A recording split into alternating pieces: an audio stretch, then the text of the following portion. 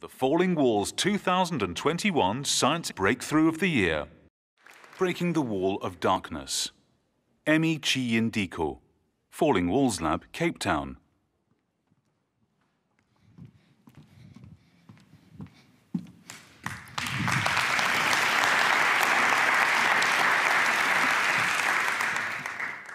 I need you to imagine trying to do everything that you do every day without energy.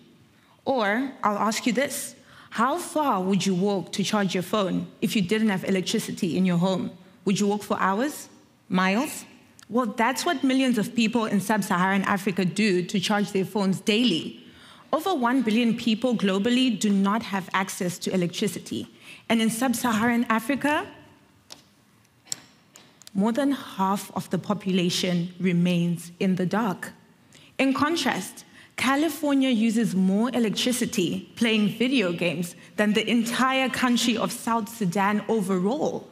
Clearly, there is a mind-blowing gap between the energy haves and the energy have-nots. It is important to pay attention to these metrics, as evidence suggests that there is a strong correlation between electric power consumption and the gross national income. As such, our Sustainable Development Goal number 7 of leaving no one behind and ending global poverty must be preceded by intentional efforts to end the energy poverty. Now, my research in dye-sensitized solar cells is among the most interesting alternatives to conventional solar cells. Their design is inspired by photosynthesis, that good old process that plants use to turn sunlight into energy via the green pigmentation chlorophyll. But instead of a leaf, the cells start with a transparent film of titanium dioxide nanoparticles. The film is coated by a different range of dyes, optimized for specific wavelengths of light. When the sunlight hits, it excites the electrons in the dye. Movement of these energy-excited electrons through the nanoparticles, electrolyte for harvest, and then back to the dye creates an endless supply of energy that is cheap, reliable, and relatively easy to produce.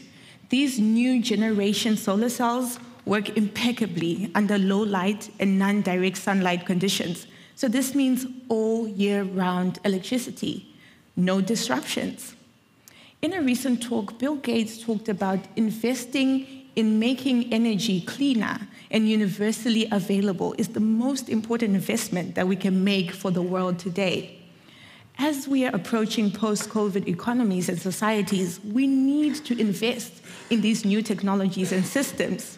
We are at the cusp of an energy revolution, ladies and gentlemen, and solutions are available. If we do not grasp them during this time of crisis, when will we? Thank you.